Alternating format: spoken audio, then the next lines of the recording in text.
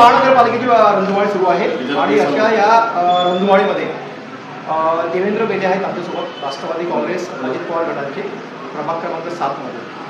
त्यांना विचारूया की या प्रभागातल्या नेमक्या समस्या काय आहेत आणि जो निधी आला होता, अमृत योजनेचा निधी असो, वेगवेगळ्या केंद्राच्या योजनेचा निधी असो, घरकुलचा प्रश्न असो, त्या संदर्भात मागील काही वर्षामध्ये राष्ट्रवादी काँग्रेस अजित पवार गटाने मोठी आंदोलनं केली होती. त्याचं फलित काय झालं? त्यांच्यातर्फे घड्याळ या चिन्हावर मी निवडून लढवित आहोत. प्रभागाची समस्या सांगितलं तर जलनगरमध्ये खूप पाण्याची समस्या आहे, नाल्याच्या आहे, गटार म्हणजे पाणी जे बाहेर जाणार आहे ते आउटलेट नाही आणि पावसाळ्यामध्ये राहो किंवा इतर वेळी पण ते पाणी गटार पाणी किंवा नाल्याचे पाणी हे घरामध्ये त्या नाल्यातच थांबल्यामुळे आउटलेट न निघल्यामुळे त्यांना खूप समस्येचा सामना करायचा आहे. आरोग्याच्या दृष्टिकोनाने हे बरोबर नाही आहे. जयपुरा गेट ट्रॅफिकची अडचण आहे. सराई मार्केट आज इतकी मोठी महानगरपालिकेची जागा असल्यामुळे पण इथे काही व्यवस्था म्हणजे व्यवस्थित या पार्किंग घेऊन म्हणा किंवा काही असा मोठा प्लॅन केला जेणेकरून जयपुरा गेटचा परिसर आहे हा चंद्रपूर शहराच्या मध्यभाग आलेला आहे. ह्या ठिकाणी जे येणारी जे वर्दळ आहे, वाहतूक आहे, पूर्ण जाम होते.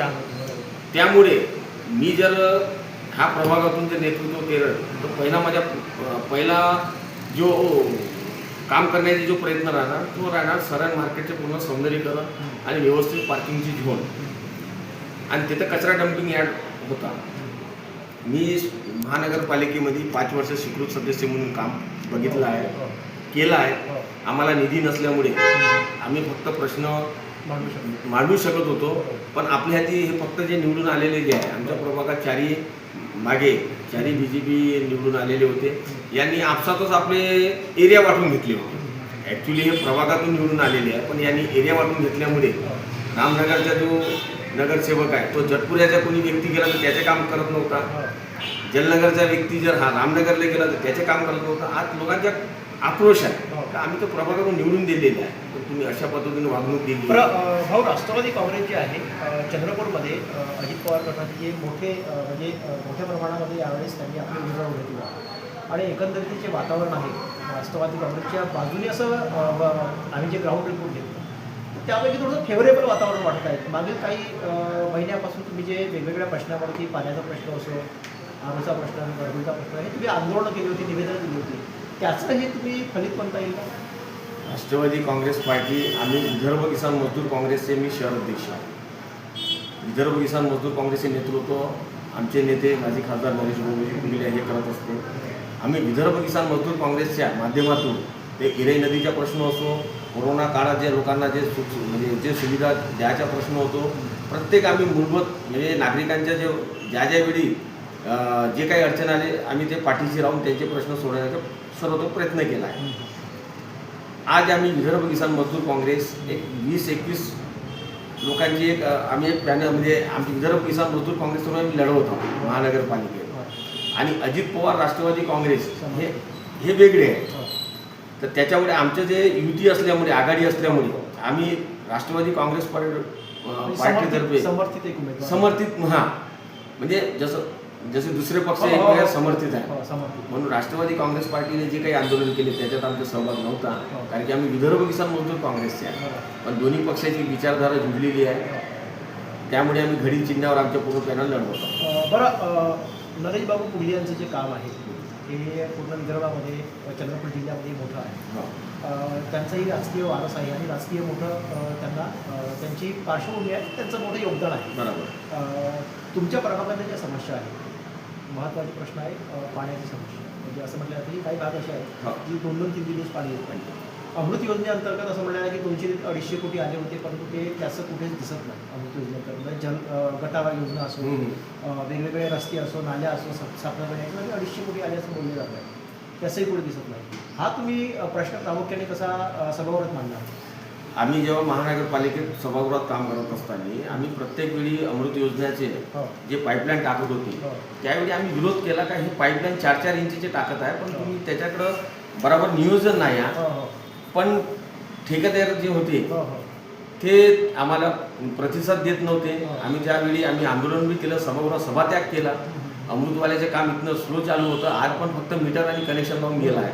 पण अजूनपर्यंत अमृत लाईनची चेक जे आहे चेकिंग लाईन सुरू झाली नाही. आणि आमच्या प्रभागात अजूनपर्यंत अमृतचे पाणी काही सुरू झालं नाही. ते जुनं पाणी जे वॉटर सप्लाय तेच सुरू आहे. नळ कनेक्शनचे ते सत्ता त्यांची होती, नगरसेवक त्यांचे होते, मनमानी कारभार केला. हम करे जो कायदा. प्रभागाने 4ही नगरसेवक याच्यासाठी निवडून दिले होते का सत्तेत बसल्यामुळे एक म्हणजे प्रत्येकानं आपलं काम करेल.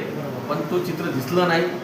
हा रोष येणाऱ्या महानगरपालिकेमध्ये त्यांना दिसेल. बरं, BJPची बऱ्याच काळ इथे सत्ता राहिली आणि असं असताना सुद्धा महानगरपालिकेचं बजेट असं म्हणलं जातं 900 ते 1000 कोटीच्या आसपास BJPच्या याचा बजेट आहे महानगरपालिकेचं. तरीही ज्या पद्धतीनं प्रत्येक प्रभागामध्ये एखादी RO वॉटर असायला पाहिजे, फिल्टर वॉटर लोकांना शुद्ध पाण्यासाठी जे पाण्याची व्यवस्था असते ते असायला पाहिजे, तेही नाही. आणि अवाढव्य जे आहे कर आकारणी घेतात. तुम्ही या प्रश्नाकडे कसा बघता, तुम्ही कसा मांडणार आहात? आम्ही जर आमच्या हाती जर सत्ता आली तर सर्वतोपरी महानगरपालिकेने जे प्रत्येक झोन वाईज एक कॅल्क्युलेशन काढलं आहे का कोणत्या इमारतीसाठी किती कर लावलेला आहे त्याच्यात. तर आम्ही मूल्यांकन करून ते दुरुस्ती करू त्याच्यात. आणि महानगरपालिका असल्यामुळे त्यांच्या एक रेशोप्रमाणे त्यांनी तो रेट लावलेला आहे. काही ठिकाणी 190 रुपये याचा लावला आहे, काही 150 रुपये लावला, 110 रुपये लावला आहे. ते व्यवस्थितपणे आम्ही करू. आणि कर घेताना एवढी सुविधा पण द्यावं लागेल. ते सुविधा यांनी दिली नाही. ॲक्च्युली तुमच्या म्हणण्याप्रमाणे हाच चंद्रपूर शहर हा काँग्रेसचाच गड होता. पण 2012मध्ये आमच्याच काही लोकांनी काँग्रेसशी हात मिळवून करून महापौर 2.5 वर्षानंतर महापौर त्यांच्या बसवला. तेव्हापासून हे लागण झाली आहे. आणि आज पैशाचा खेळ तुम्हाला माहीत आहे. उधारपट्टी चालू आहे, हे चालू आहे. तर आम्ही एक विदर्भ किसान मजदूर काँग्रेसतर्फे प्रामाणिक कार्यकर्ते दिलेले आहे. त्यांना अनुभव आहे. ते माजी नगरसेवक पण राहिलेले आहेत.